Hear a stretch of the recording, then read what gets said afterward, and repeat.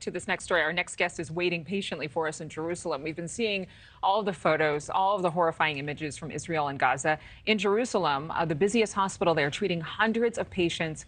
They have a shortage of medical supplies. The war is continuing. There's the imminent ground threat. There are continued strikes from Gaza and Lebanon into Israel. And joining us now is Dr. Ofer Merin, the general director of Shaare Zedek Medical Center. Am I saying all of that right? It's fine. Good morning to everyone, and thank you for having me. Oh, good morning, and thank you for your graciousness.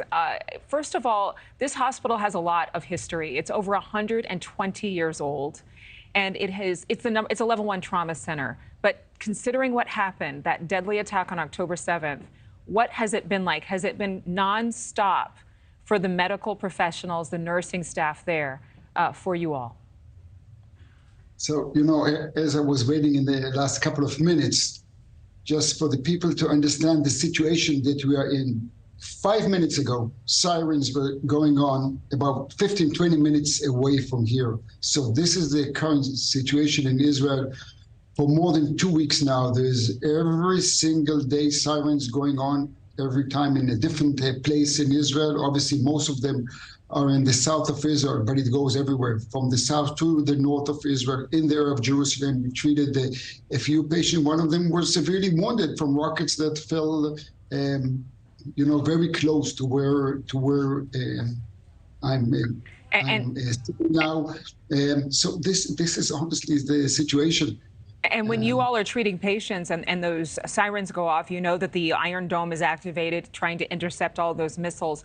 But what do you do? I mean, are there bomb shelters anywhere near the hospital? Or can you transport patients if something was to intensify like that? So, there's rules for the hospital. The hospital, as you started, was established more than 120 years ago. So it was established before World War I. And it moved once during all these 120 years, moved to this current facility. And it's so many wars in the past. I don't think a war like this that we are facing in the uncertainties that we have now.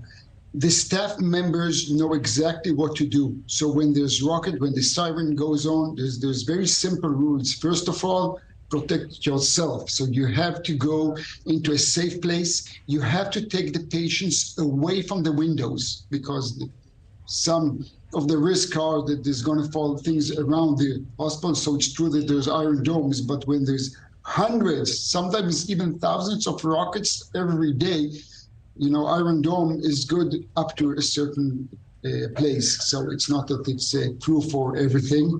And one of the issues that we are struggling now is to find more spaces, more place in shelters. We are looking to open a new underground facility. And honestly, this is the thing that we are mostly looking for support now, to open a new facility underground. So if there's bombs over there, we can keep at least the ventilated patients in a safe place. You cannot run a ventilated patient during sirens. What supplies are you all needing the most, and what is something that's very urgent for you currently? So we are seeking into opening a large, about a 70-bed intensive care unit underground. So we need everything you need for intensive care, from the ventilators to the monitors to beds, supplies, to open a very large underground intensive care unit. This is what we are looking for now. Dr. Merin, I have one more question. That's all we have time for. But just tell me, as somebody in the medical field, you have seen the worst of humanity. You have seen people who are on their last breath, people take their last breath.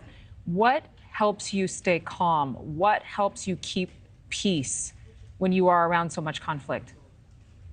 I don't want to answer in depth because you asked for a short answer, but still, if I may share a bit personal experience that I have. I'm the last 20 years, on top of the positions that I have here, I'm the commander of the field hospital of Israel. So Israel has one field hospital, and we deploy to different disaster areas in the world. I deployed to Turkey in February this year. There was 100,000 patients, people that were wounded by this earthquake. On the day that this war started, I was in Yerevan treating burn patients, Armenia over there. I've seen numerous tens of thousands of people injured from earthquakes, from tsunamis, from everything. I was directing the trauma unit in this hospital for more than a decade. I saw disasters, I'm sorry to say, so many of them. It's true, this is honestly in a total different scale. We feel different feeling when it's man-made, this disaster, or it's a natural disaster that somehow in our brains we might cope with this.